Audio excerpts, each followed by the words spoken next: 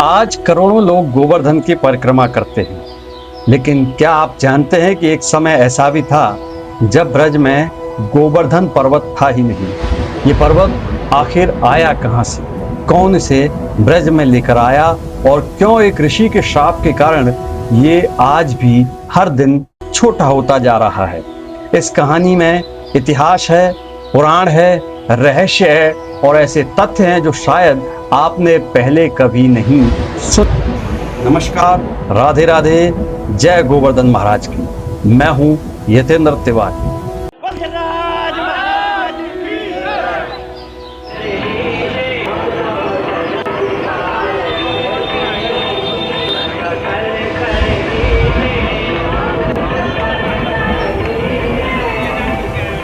उत्तर प्रदेश के मथुरा जिले में स्थित ये पर्वत दुनिया के सबसे अनोखे पर्वतों में गिना जाता है।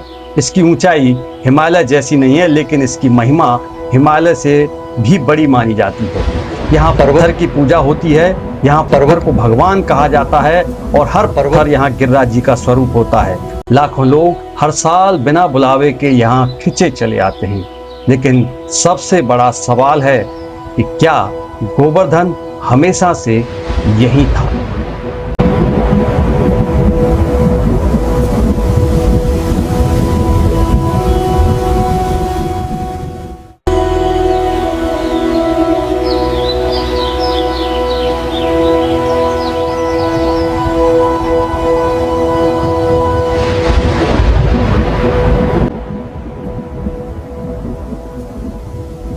पुराणों के अनुसार जब सृष्टि की रचना हुई तब पृथ्वी पर अनेक दिव्य पर्वत उत्पन्न हुए।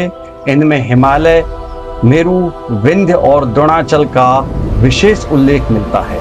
द्रोणाचल केवल एक पर्वत नहीं बल्कि दिव्य शक्तियों से युक्त पर्वतराज माने गए हैं। इसी द्रोणाचल के पुत्र थे गोवर्धन। कहा जाता है कि गोवर्धन के ऊपर उस समय घने वन थे, दुर्लभ औषधियां थीं, निर्मल जलधाराएं थीं और देवता भी यहां आकर के विचरण करते।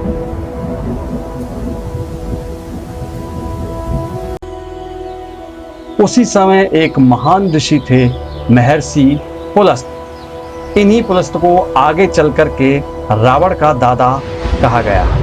महर्षि पुलस्त काशी में तपस्या करते थे, लेकिन उन्हें लगा कि उनकी साधना के लिए एक दिव्य पर्वत होना बहुत जरूरी है। वे निकल पड़े पूरे भारत में और पहुंच गए द्रोणाचल पर्वत।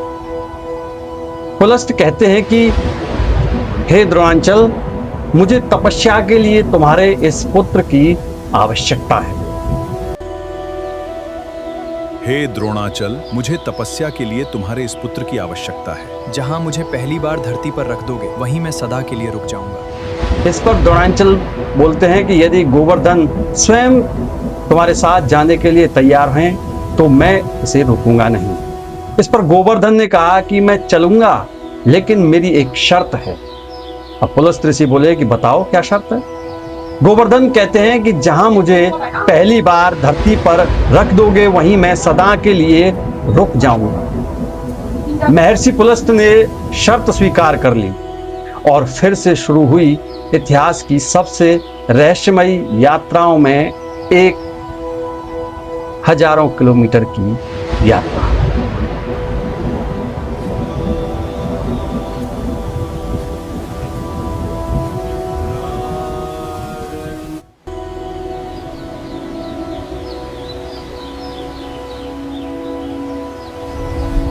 एक ऋषि और उनके हाथ पर रखा पूरा का पूरा पर्वत। लेकिन जैसे ही वे ब्रज की सीमा में पहुंचे, कुछ ऐसा हुआ जिसने पूरी दुनिया का इतिहास बदल दिया। गोवर्धन अचानक इतना भारी क्यों हो गया कि महर्षि पुलस्त उसे उठा ही न सके? क्या ये संयोग था या स्वयं भगवान श्री कृष्ण की कोई योजना? इसका उत्तर मिलेगा अगले एपिसोड में। अगर आपने आज तक गोवर्धन पर्वत की ये रहस्यमयी कहानी नहीं सुनी थी तो इस वीडियो को उन लोगों तक जरूर पहुंचाइए जो गिरिराज महाराज की परिक्रमा करते हैं। अगले एपिसोड में हम आपको बताएंगे कि आखिर गोवर्धन ने ब्रज को ही अपना घर क्यों चुना। आपके अनुसार गोवर्धन का ब्रज में रुकना संयोग था या कोई ईश्वरीय योजना? कमेंट बॉक्स में कमेंट करके हमें जरूर बताना और वीडियो को शेयर करना ताकि गोवर्धन महाराज के और भक्तों तक ये वीडियो पहुंच सके।